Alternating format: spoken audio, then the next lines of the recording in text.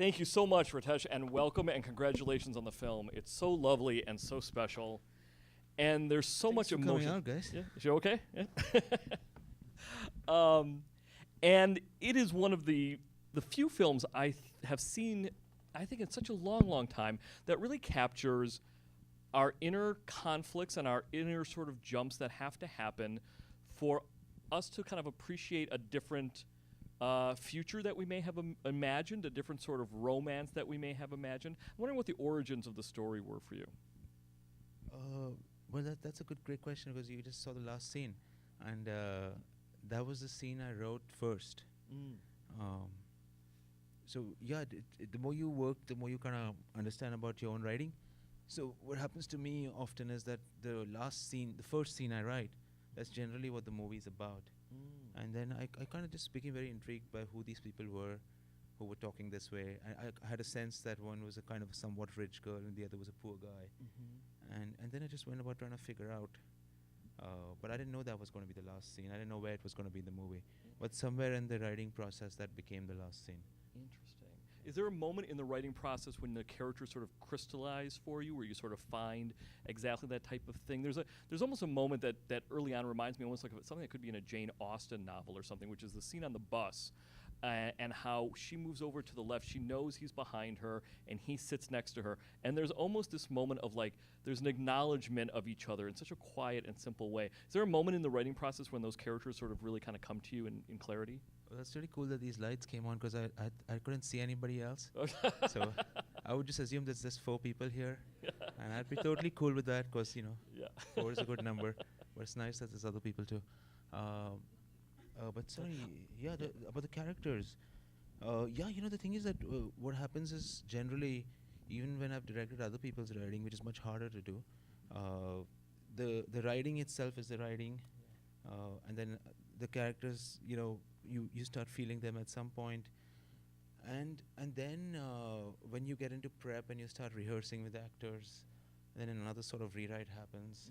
Then during the shoot in this movie, something really interesting happened that when we were actually shooting it and also rehearsing, I just kept taking away her lines because she doesn't have other people in her family always talking for her, and in the scenes where she had a lot of lines that just didn't feel right, and also the actor herself, she could do a lot without lines. Yeah. So that was another sort of rewrite, and then in the edit also, another sort of rewrite happens. That's where movies are actually put together. Yeah. So yeah, the characters are kind of always kind of becoming sharper and sharper and also changing. Changing a lot. Yeah. We're going to talk about the amazing actors who play those characters in a moment, but I just sort of want to first say that you're sort of a master of finding the poetry in the ordinary rhythms of life. If anyone, of course, has seen the Cannes Film Fest winner, The Lunchbox, or an extraordinary film called Our Souls at Night. My mom told him to say that. With Jane Fonda and Robert Redford. It's a really beautiful, beautiful film, and this film joins them. And one of the things that strikes me about this is that both of these characters, they kind of have to have complementary levels of stillness, but they are very different kinds of stillnesses. And the shots of the feet, and you see her foot kind of wiggling just a little bit. It's this beautiful sort of symmetry between these two people that fits, even though they're different kinds of sort of quietude, right? Kind of different kinds of quiet souls. Is that a fair assessment of them?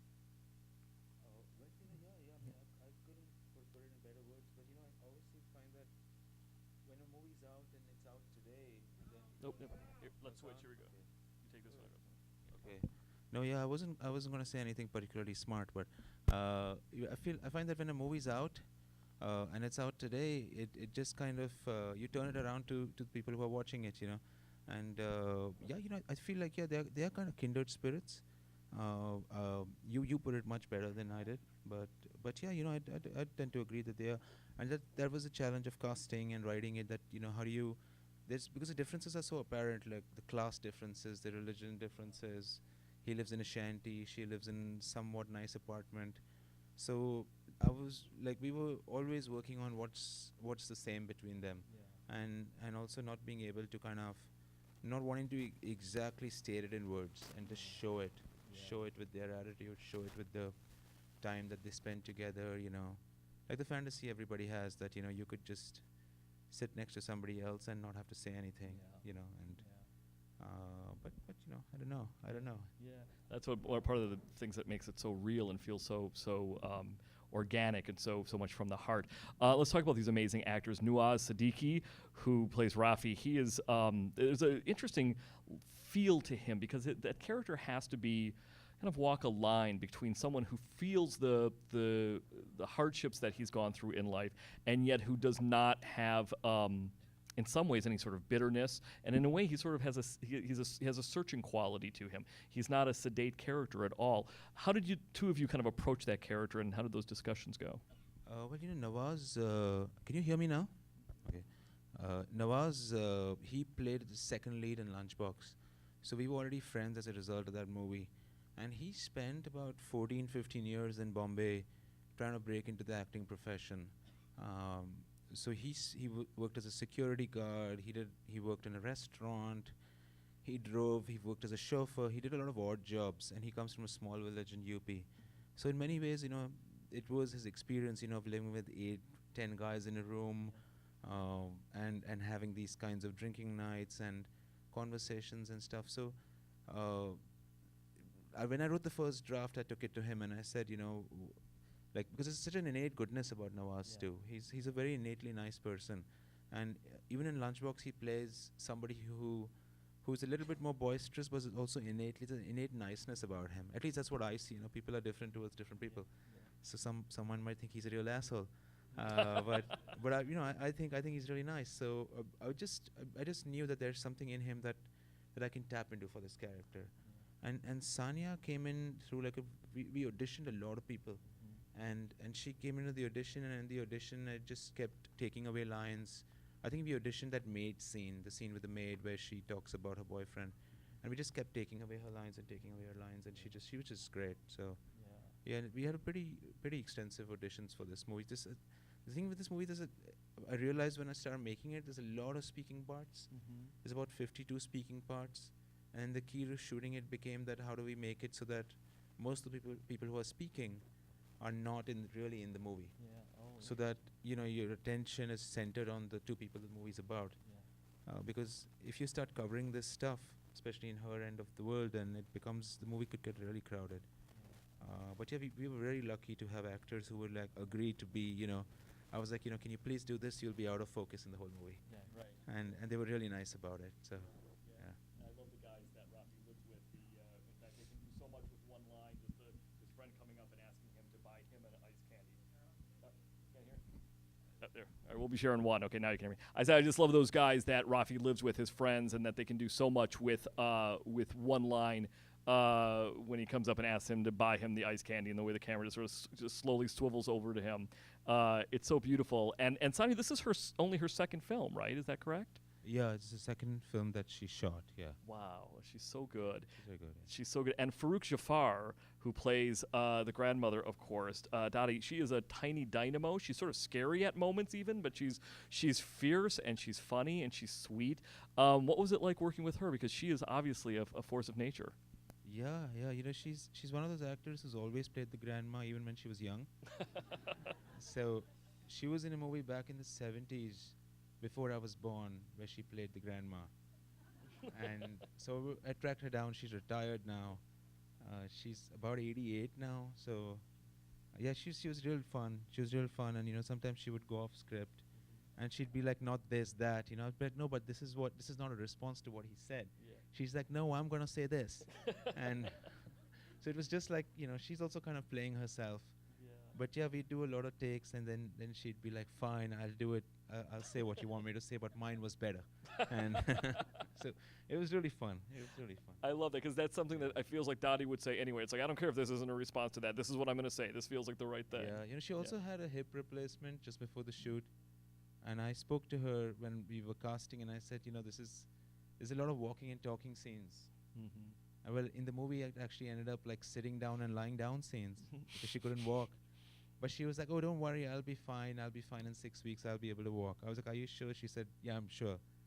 And then she showed up on set, and of course, she couldn't even stand. Of course, yeah. But you know, she was still a pleasure to work with because you know, I was glad she didn't. Yeah, She didn't tell me about it. She just kind of conned me and said that, you know, Of course I can walk. I'll be there tomorrow. Like, okay. She shows up and she's like, actually, I can't walk. I'm gonna do this sitting down or lying down. Right. She didn't want you to change your mind. She's a delight. She's so wonderful. I had a question about sound in your films. I feel like you're a director who has a very particular visual aesthetics play a very important role. But I remember the lunchbox where she has this entire conversation with a woman we don't see. And then in this piece, sound has this really important role in how isolated these two people are in a city like Mumbai. So there's the sound of the sea, there's the sound of the pile, there's a lot of sound. There's the sound of the machines whirring in the cola factory or how he's printing. And I was wondering whether it was a very deliberate move, because it's something I didn't notice as much in the lunchbox, but I feel like sound is very, very important in this film. But I'm very lucky to work with a really great sound designer called Michael Kismerek. And we started a collaboration in the lunchbox. And I actually don't have a great ear for music. I have kind of a disability. I can't follow the beat. I don't know if there's a name for it, if there's a doctor in the house. But like, I can't follow the beat of a song. I just can't. But when we were talking and thinking about the lunchbox, I always spoke to him about how if we could make the sound design, so the sound design could be the score. And then that just became kind of the way we work together now. That we try to make it as much as of the sound design as the score. And then as I have kind of tried to grow myself and I have figured a way to have, decent collaborations with composers as well. So in the lunchbox, actually, there was like 2 minutes of score in the whole movie. And Max Richter is a great composer. He did a really minimalist, great score. And for this movie, we went to Peter Rayburn, who's also a really good composer. But yeah, both kind of complement each other. Yeah, but the sound design, we really think through. We do a character pass on all the movies I've worked on. At least for the main characters, we do a sound design pass, with keeping the characters in mind, and try to, because also these characters who don't speak too much, and on her side of things, especially, we were always trying to amp that up, try to see how we can get into her head with sound, or even with the camera. We had shots that were wrapping around her, that were just about her, and the sound design kind of goes hand in hand with that. So yeah, we tend to spend, on the lunchbox, actually, we spend more time on the sound design than we did on editing. And on this movie too, we spent a lot of time, more than you traditionally movies would spend on sound. My question is around the Campa Cola. There's so much around the Campa Cola. It haunts us throughout the whole thing. And finally, he finds Mr. Soda Bottle Wala, gets the Campa Cola, and then you don't give us the satisfaction of seeing her get the Campa Cola. 2 questions. 1, does she get the Campa Cola? And 2, what was the significance of ending it the way you did? Well, the thing is that I don't want to explain the ending, but I will tell you that when I was writing it, I thought it would be, because how do you end something like this? Honestly, if I knew the answer to your question, I would have put it in the movie. But I didn't, and then I thought that, well, the goal is kind of, everybody's kind of lofty goal, and it doesn't always work, and I don't know if it works here, but the goal is always that people would take the movie home with them, that it shouldn't end in the movie theater, but people should take these people home with them. And I thought, well, if we put this scene that I wrote first, that was very dear to me, and I was finding, and that enabled me to write the whole movie. And then I couldn't find a place for it, and I thought, well, if this happens in the middle, but if we put it in the end, and if people take the movie home with them and think of the second half of the movie in the context of this scene, with the weight of this scene, that could be interesting. But that was kind of what I was thinking. And then when we were shooting it, it just felt like, that the movie's really about, this is what the movie's about. But no, and about the Campa Cola, it just has so much nostalgia for me. And because I left India when I was 19, so I look at it, Bombay, through nostalgia. And it's a very frantic city, it's changed a lot, but I always go back to the old things. So these characters also have, what binds them together in a way, what they have in common is, they would have been happy in a simpler time, when things were simpler 15, 20 years ago, and slower, and, when life was not so crazy. But yeah, that's probably what it has to do with it. And, we reached out to people who still own the brand. There's just one factory up north, and I think they manufacture 200 bottles or something a year, so it's nobody buys it anymore. And the guy who owns the thing, he was on a vacation in Thailand. Like, he's like, the place is closed. We make one batch a year or something, and why do you even want this? And we were like, just send us some old bottles and we'll put it in the movie. And just today, someone WhatsApped me an article about how somebody they're kind of expanding or growing it, and somebody has bought it because that there's a lot of nostalgia about old things, and somebody's figured out that they can sell that. Finally, somebody figured out that you can sell old things and make a lot of money. But yeah, maybe rather than make the movie, I should have just gone into the Campo Cola business. I don't know. I should have done that. Yeah. Hi, thanks for the movie. Hi. I watched your Lunchbox in this one, and in both the movies, one of the common theme is that people are placed in a very, like, kind of a hyper-real settings, and what happens is a kind of bizarre, not really something which like in the Lunchbox, you had two strange people forming a connection through writing letters, which is not something which would happen that ordinarily, and the same here. I think, I mean, personally, the way you did it in Lunchbox, I think that the way the whole thing developed, I could buy it much more here. I still buy it, but was it your concern that the way she would connect with him, because he took her picture and she forgot to pay the money, then she comes back and then she goes far to help him? Is that something? I mean, I had trouble buying that, but I as I said, I still think I would buy it. But was that your concern while developing the script? No, it's a great question. I can't comment on your experience of the movie, but well, one thing that I was concerned about while making this movie was that is that it's it is hyper real in a way, and at the same time we are also pushing, like we had so many shots of feet, and we were just doing some like quite bizarre things with the camera on her side, there's just wrapping around her head or like yeah. Yeah, the ghost. Yeah, I was concerned about the ghost too because it's kind of in such a like a realistic kind of thing, and suddenly a ghost shows up. So tonally, the movie can go really off. But I worked a lot with the production designer and also the actors. We were very lucky to have this actor Vijay Raz, who's a really great actor because only he could do it. He could play the ghost with in a way that it just feels like he just came for a day and he's really busy, and I told him, can you just have some fun with this? And let's have some fun with this, and when we were rehearsing, we found some things like, when they would both overlap on a line and say a line in chorus. So, we were like thinking, well, how do we know that, how can we tell that he's reading his thoughts or at the same time he's someone in his imagination, and how can we balance all these things? But, it's much credit to the actors. I don't know whether it's people buying into things or not. I feel like at the end of the day, it's whatever was wrong with the movie, it falls on the director. But whatever was right with it, I feel like it goes to the team. Also, the work with the production designer, that was something I was concerned about because being so hyper real, it can get so dreary too. And being from India, you don't want to showcase the slum or a shanty, and you don't want to show poverty, and because that's not interesting, because you're from there, and you don't want to, you see things in more detail a little bit. So, well, I thought that, well, what if his shanty could look more beautiful than her house, but still look like a shanty? So the production designer just came up with some great ideas, like she was like, why don't we get rid of a door and put a hatch? Because there's something magical about that. And then one day we saw this wrought iron staircase somewhere, and we were like, let's take a piece of this and put it in a shanty. It makes no sense.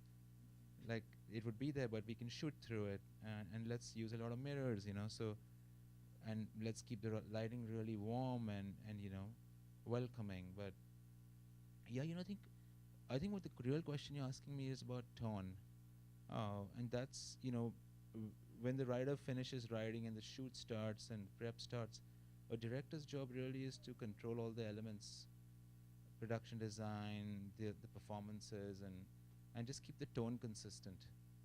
because that's most of the time where movies go wrong is, well, they can go wrong in many ways, but one of the director's main job on a movie set is, it's to keep the tone of the movie consistent, to keep his grip on the movie or her grip on the movie. But yeah, I hope I answered your question. It's a really hard one. It's a tough one. One of the things I love about the film Ritesh, and this kind of follows what you were just saying, is that we don't actually see him explain the situation to Maloney. The editing sort of does it for us, and when they're sitting on that bench, that conversation's already happened. He sat next to her on the bus, and then by the time the dialogue picks up again, he has explained it already, which is nice because it not only respects us as the audience, but it also kind of cuts to the chase a little bit in terms of what the real meat of that conversation will be, without having to spend any time on the explanation that he would be giving her. I really like that. Yeah, I don't know, but the movie released in India a couple of weeks ago, and well, I don't know, this is kind of tenuously related to your question, but it reminded me of that. And somebody over there asked me, why didn't you cast Irfan Khan as the guy? Because, I worked with Irfan. And I was like, Irfan is such a charming and good-looking guy that, like, she'd have just thrown herself at him and the movie would have been over in 7 minutes. I'm not saying Nawaz is not handsome, but, I was like, no, Irfan is the guy that you call when, you're having some woman trouble or something. And he's like, people would just throw themselves at him and the movie would be over in 7 minutes. He would just click a photo and they would run off, But, I don't know, but, it's a great question, I think. So I grew up watching a lot of Hindi films, and the assumption that people, when I would tell people that, was like, oh, so you like these like sing-songy, like melodramatic films, and like I always knew I wanted to make Hindi films, and so I was like, okay, I guess I'm gonna make one of those. And The Lunchbox was like the first like Hindi film I remember seeing where I was like, oh my god, it can be different. So first of all, thank you for that. But what do you think now defines Hindi cinema? Because there's like a lot of beautiful Hindi films out there that aren't like sing-songy and dancey and over the top melodramatic. So what do you think defines modern Hindi cinema? I'm actually working on a musical right now. I'm not even kidding. I'm serious. I'm being really serious. But yeah, I'm working on a musical right now. But it's going to be something that hopefully that is the actors are gonna sing, and it's not gonna be the just sort of the Hindi cinema that there's a commercial Hindi cinema where the good-looking people are singing and are lip syncing, and there's ugly people with great voices are doing the actual singing. But yeah, look, I grew up with a lot of that stuff too, and I don't like to kind of diminish it. At the same time, I don't want to make those movies. I love watching them. It's like a guilty pleasure. But I wouldn't diminish them because because also this movie and even Lunchbox owes a lot to that. Because when I was growing up in the 80s and 90s, like there was a lot of movies which were about poor guys and rich girl and kind of what they're talking about in that last scene. And they were always taming of the shrew, riffs, like where the rich girl is a shrew and then, he's a motor mechanic. And so, I got a lot out of that experience, because they have they have a good heart and they have a good energy and they have a way of looking at life that's exuberant and positive. And like, so even if you don't want to go down, that route, or like I don't, but you still get a lot of that, because there's a cynicism in sort of world cinema that I find really tiring. Like somebody will come and wear a boxing glove and punch a dog and kill a dog, and then they'll be like, oh, this is so realistic, but that never happened in real life. It only happens in like art house movies, and I find that really frustrating. So then I go and watch a Hindi movie, and I'm like, this doesn't make any sense. People are just, they are in Bombay walking on the street, and then they are in Switzerland singing a song for no reason, and then they come back to Bombay again and do a fight sequence. Then they're off to Switzerland again, but I find it really positive and exuberant, and I'm like, well, that to me is that that attitude towards life, or that exuberance to me is more realistic than art house film about somebody who's killing people for no reason. But I know what you're saying, but I feel like we can, we owe a lot of, all of us, I think we owe a lot to our influences, even if we don't literally, so we have to tip our hat to them a little bit, is all I'm saying. And this film connects us all to the human experience in so many wonderful ways. That gentleman there has a question. Oh. I would hate to Sure, of course. just shout it out. It's Shout it out, small. yeah. So I was just wondering how you saw the difference between the two rats who touched her inappropriately in the context of the Me Too movement in India. The two, sorry, what? The two rats who touched her inappropriately. The one that ran over her foot and the one that grabbed her hand. Ah, okay. Oh, rats.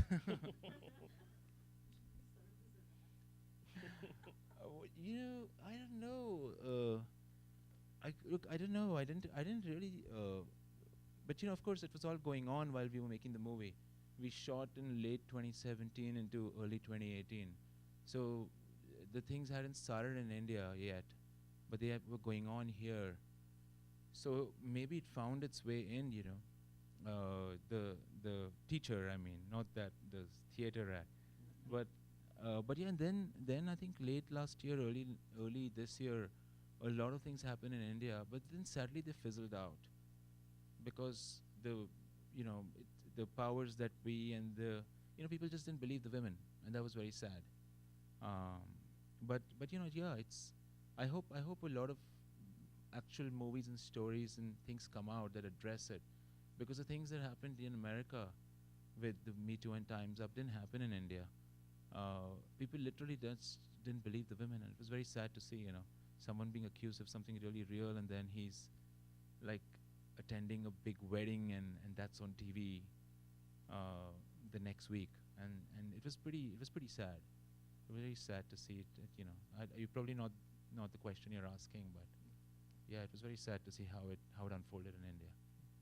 Thank you all so much for being here. Thank you Thank so you. much Thanks for for joining us, coming. ladies and gentlemen. Ritesh Batra, and the film is Photograph. Thank you so much.